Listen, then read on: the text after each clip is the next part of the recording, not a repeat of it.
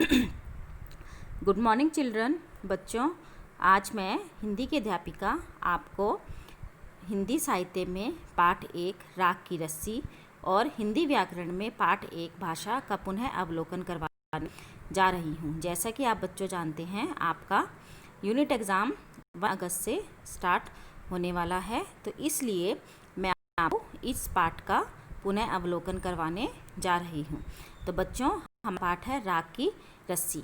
तो आपने बच्चों पहले यह पाठ पढ़ा है राग की रस्सी। तो मैं आपको इसमें से कुछ प्रश्न पूछूंगी, तो आप अपने सोचकर उनका उत्तर देंगे। ठीक है बच्चों, तो मैं चलिए शुरू करते हैं हम अपना पाठ राग की रस्सी। तो इस पाठ में क्या है, इस पाठ में क्या था, लोनपोगार एक तिब्बत के 32वें राजा सोनगव सेन गापो के मंत्री थे। तो वह कैसे थे, लोनपोगार किस लिए मशहूर थे बच्चों? तो लोनपोगार चालाकी और हाजिर जवाबी के लिए मशहूर थे, परंतु जो है उनकी ज़िंदगी ठीक नहीं चल रही थी।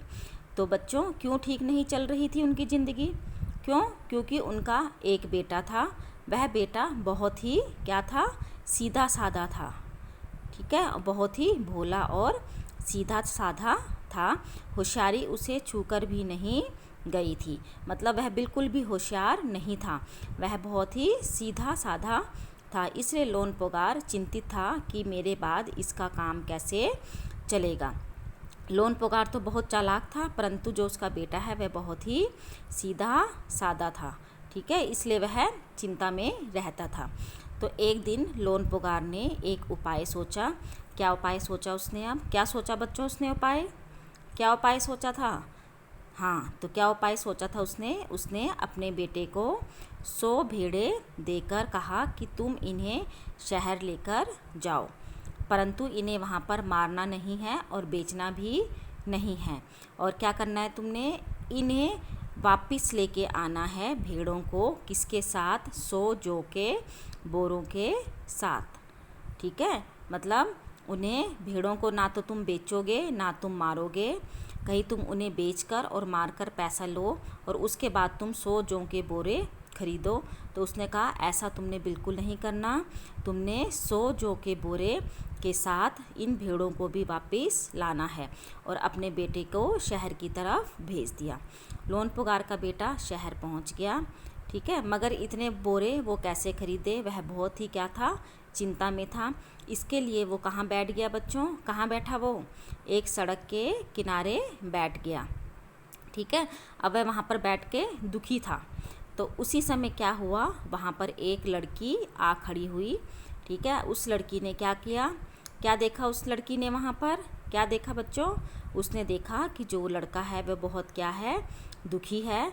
तो उसने उससे दुखी होने का कारण पूछा। तो उसने उसको बताया कि मेरे को 100 जौ के बोरे इन भेड़ों के साथ वापस लेके जाने हैं। ठीक है, तो लड़की ने क्या किया?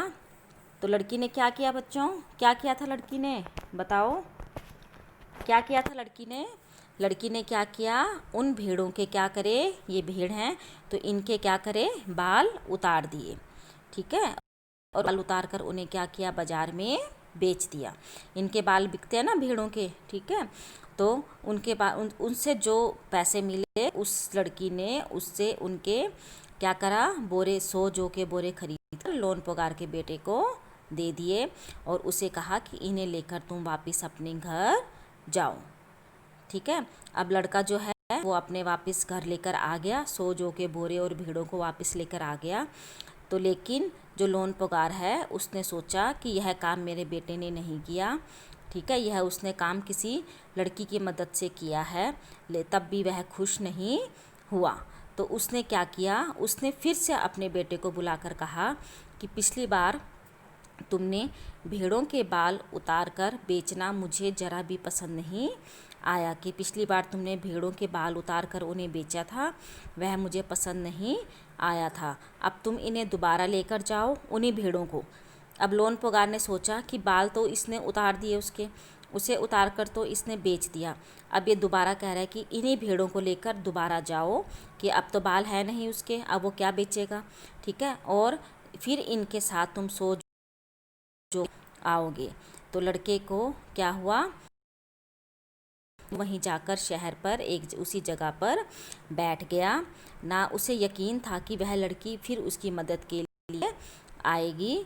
ठीक है, तो क्या हुआ, फिर वह लड़की आई तो लड़की फिर उसने अपनी वही मुश्किल बताई कि अब तो बिना जौ के 100 बोरों के मेरे पिताजी मुझे घर पे नहीं घुसने देंगे। अब क्यों कहा उसने ऐसा लोन पगार के बेटे ने कि अब मुझे घर पे नहीं घुसने देंगे बच्चों? क्यों कहा? क्यों? क्योंकि वह सोच रहा था कि बाल तो हमने उतार कर बेच दिए, अब हम क्या बेचेंगे। ठीक है, अब तो कुछ है ही नहीं बेचने के लिए, तो अब मैं कैसे 100 जौ के बोरे खरीदूंगा। तो उसने भेड़ों के सींग काट लिए। अब लड़की ने क्या उपाय निकाला, अब उसने क्या करा, जो भेड़ों के सींग थे बच्चों, इनको, ये जो सींग है, इनको सभी भेड़ों के सींग क्या है, काट दिए। सींग भी बिकते हैं बच्चों, ठीक है। तो उसे बेचकर उसने फिर जो रुपए मिले उसने उसके क्या खरीदे, 100 बोरे जौ के खरीद दिए। अब फिर उसने उसको 100 जौ के बोरे लड़के को देकर क्या कहा कि अब तुम इसे लेकर वापस घर जाओ। ठीक है, आगे देखिए क्या था, भेड़े और जौ के बोरे पिता के हवाले करते हुए लोन पुगार का बेटा खुश था। उसने विजयी भाव से सारी कहानी कह सुनाई। ठीक है, लेकिन जो लोन पुगार बोले कि अब लोन पुगार ने तो कहा ना कि यह काम जो है वो मेरे बेटे ने नहीं किया, यह किसने किया, उस लड़की ने कहा है, किया है। तो उसने लोन पुगार से कहा कि तुम जाओ और उस लड़की को कहो कि मुझे 9 हाथ लंबी राख की रस्सी बना कर दे। ठीक है, तो उस बेटे ने क्या किया, उस लड़की के पास गया और उसको अपने पिता का संदेश दिया कि मेरे पिताजी ने कहा है कि तुम 9 हाथ लंबी राख की रस्सी बनाकर लाओ। तो उसमें लड़की ने फिर क्या शर्त रखी, क्या शर्त रखी बच्चों वापिस उसने, तो उसने शर्त रखी कि मैं रस्सी तो बना दूंगी, परंतु यह रस्सी तुम्हारे पिताजी को गले में पहननी होगी। ठीक है बच्चों, अब राख की रस्सी कोई पहन सकता है? राख को कोई हाथ में उठा सकता है? हाथ में तो उठा सकते हैं, लेकिन वो कैसा होता है, चूरा चूरा होता है ना। तो उसने क्या कहा कि मैं रस्सी बना दूंगी, लेकिन जो तुम्हारे पिताजी हैं उसने उन्हें गले में पहनना होगा। तो लोन पुगार ने क्या कर दिया, हाँ कर दिया कि हाँ मैं वह रस्सी पहनूंगा। क्यों, उसने क्यों हाँ किया कि रस्सी बनाना, राख की रस्सी बनाना क्या है, असंभव है, नामुमकिन है। इसलिए उसने, लोन पुगार भी अपने आप को बहुत चालाक समझता था ना। ठीक है, तो इसलिए उसने कहा कि यह तो बहुत असंभव है, इसलिए उसने लड़की की शर्त मंजूर कर ली। अगले दिन लड़की ने 9 हाथ लंबी रस्सी ली। ठीक है, और उसे पत्थर के सिल पर रखकर जला दिया। अब उसने क्या करा, 9 रस्सी ली और उसको पत्थर के सिर पर रखा, पत्थर के बहुत बड़े टुकड़े पर रखा। ठीक है, और उसे क्या करा, वहाँ पर जला दिया। अब रस्सी जल गई, ठीक है, मगर रस्सी के आकार की क्या होगी, राख बच गई। अब जिस आकार में उसने रस्सी को रखा होगा ना, ठीक है, तो उसी आकार में वह जली बच्चों, और क्या हो गया, वहाँ पर उसी आकार में उसकी क्या बच गई, राख बच गई। तो उसने क्या करा, वो सील समेत लोन पुगार के पास ले आई। ठीक है, और उसने कहा कि लो इसको अब अपने गले पर पहनो। जिसे देखकर लोन पुगार क्या हो गया, हैरान हो गया, चकित हो गया। अब वह जानते थे कि रस्सी तो गले में पहनना दूर की बात है, इसे तो उठाना भी मुश्किल है, हाथ लगाते ही यह रस्सी क्या हो जाएगी, टूट जाएगी। तो लड़की की समझदारी के सामने उनकी अपनी चालाकी धरी की धरी रह गई। ठीक है, तो अब लास्ट में, अंत में बच्चों उसने क्या किया, लोन पुगार ने क्या किया, अपने बेटे के विवाह का प्रस्ताव, अपनी शादी का प्रस्ताव उस लड़की के सामने रख दिया और धूमधाम से उसने उन दोनों की शादी करवा दी। तो बच्चों ये आपका पाठ था, जो आपका हिंदी साहित्य का पाठ था, राख की रस्सी। अब मैं आपको हिंदी व्याकरण में भाषा पाठ 1 पढ़ाने जा रही हूँ। बच्चों आपने पहले पढ़ा है भाषा किसे कहते हैं।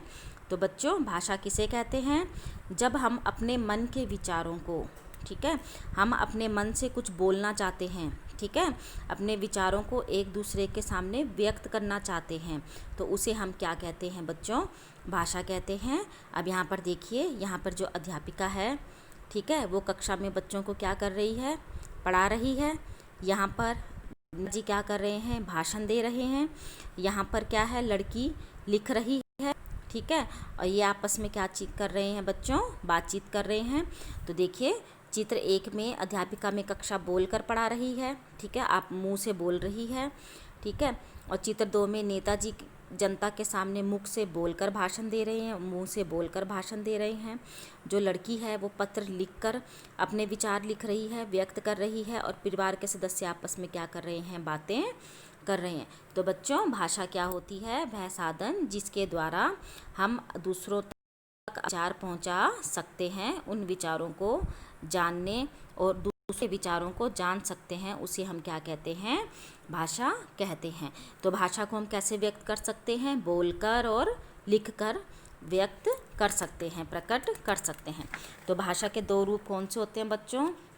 मौखिक भाषा और लिखित भाषा।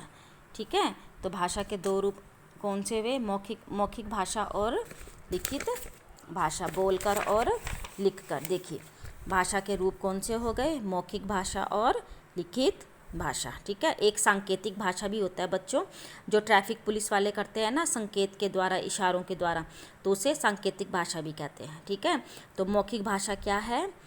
जब हम अपने विचारों को बोलकर दूसरों तक पहुंचाते हैं तो उसे मौखिक भाषा कहते हैं। और लिखित भाषा कौन सी होती है? जब हम अपने विचारों को लिखकर दूसरों को भेजते हैं तो उसे लिखित भाषा कहते हैं, उसे लिखित रूप कहते हैं। तो भाषा के दो रूप कौन से हो गए? लिखित, मौखिक और लिखित भाषा। ठीक है, तो ये हमारे आगे भाषा के रूप। अब देखिए बच्चों, भाषा तथा बोली। अब होती है राष्ट्रभाषा। राष्ट्रभाषा क्या होती है बच्चों? जो हमारे पूरे देश की, राष्ट्र की भाषा होती है। ठीक है, और जो वहाँ जो लोग आपस में बोलचाल में, व्यवहार में लाई जाती है। ठीक है, तो उसे हम क्या कहते हैं बच्चों? राष्ट्रभाषा। बच्चों देखो, अगर आप मान लो आप गढ़वाली हैं, आपका जो फ्रेंड है वो पंजाबी है, ठीक है, लेकिन आपके घर की भाषा कौन सी है? गढ़वाली। आपके मम्मी पापा गढ़वाली बोलते हैं, आपके मतलब पंजाबी हो तो घर में क्या बोलते हैं? पंजाबी बोलते हैं। तो बच्चों, ये हमारी होती है मातृभाषा। ठीक है, लेकिन जब आप बाहर आते हैं, स्कूल जाते हैं, कक्षा में पढ़ते हैं, तो आप अपनी भाषा में बात नहीं करते ना। हम किस भाषा में बात करते हैं आपस में एक दूसरे के साथ? हिंदी भाषा में बात करते हैं। तो ये हमारी क्या होती है? राष्ट्रभाषा होती है, जो पूरे राष्ट्र में बोली जाती है, तो इसे राष्ट्रभाषा कहते हैं। ठीक है, और मातृभाषा वही है कि बालक परिवार और माता से जो सीखता है। ठीक है, मतलब आपके माता पिता घर में जो भाषा बोलते हैं उन्हें मातृभाषा कहते हैं, जो हमारी में जो माता हमारी, जिसको हम सबसे पहले सीखते हैं अपनी माता से। ठीक है, और बोली होता है भाषा के क्षेत्र में अलग अलग बोली होती है। ठीक है, जैसे हरियाणा के लोग कौन सी बोलते हैं? हरियाणवी। ब्रज के लोग कौन से? ब्रज और अवधी। ठीक है, तो ये हमारी क्या होती हैं बच्चों? बोलियां होती हैं। ठीक है, अब क्या है? भारतीय संविधान के अनुसार 22 भाषाओं को मान्यताएं प्राप्त है। ठीक है, तो हमारी 22 भाषाएं हैं जिन्हें मान्यता प्राप्त है भाषाओं की। ठीक है, तो ये हमारी 22 भाषाएं हैं: असमिया, उड़िया, उर्दू, कन्नड़, कश्मीरी, कोंकणी, गुजराती, डोगरी, तमिल, तेलुगु, पंजाबी, बोडो, बंगाली, नेपाली, मराठी, मलयालम, मणिपुर, मैथिली, सिंधी, संथाली, संस्कृत और हिंदी। ये 22 भाषाएं हमारे उसमें संविधान में मान्यता प्राप्त है। अब बच्चों, लिपि क्या होती है? लिपि क्या होती है? भाषा को बोलते समय जो शब्द हमारे मुख से निकलते हैं तथा ध्वनियों को लिखने के लिए कुछ चिन्हों का प्रयोग, लिखने के ढंग को। तो भाषा को लिखने का ढंग बच्चों हमारा क्या कहलाता है? लिपि कहलाता है। तो लिपि कौन सी होती है? लिपि, हर भाषा की अपनी अलग लिपि होती है।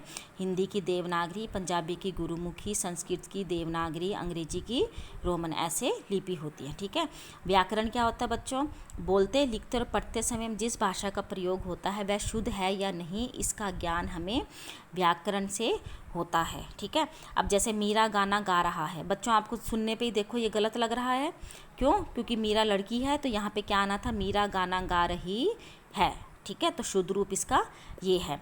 कोई भी वाक्य को हम बोलते हैं, अगर हम उसको गलत ढंग से बोल रहे हैं, जैसे मैं बोलूँ बच्चों कि मैं आपको पढ़ा रहा हूँ, गलत लग रहा है। मैं बोलूँगी बच्चों मैं आपको पढ़ा रही हूँ, तो ये वाक्य आपको सही लगेगा। तो इसे ही व्याकरण कहते हैं, जो हमें भाषा के शुद्ध रूप का ज्ञान करवाता है। ठीक। ठीक है बच्चों, कार्यपत्रिका में क्या क्या करना है।